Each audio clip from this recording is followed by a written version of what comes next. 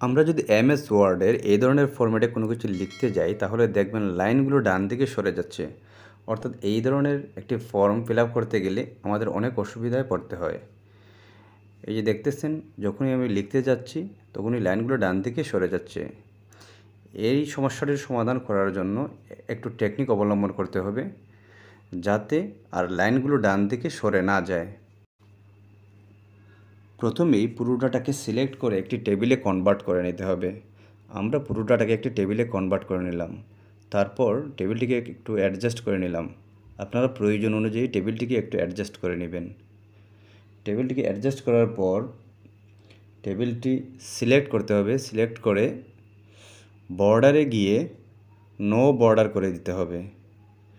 No border করার পর border পেইন্টারে গিয়ে টেবিলের নিচের লাইনগুলো পেইন্ট করে দিতে হবে, যাতে লাইনগুলো স্পষ্টভাবে দেখা যায়। দেখতেছেন, সবগুলা লাইন সুন্দরভাবে দেখা যাচ্ছে।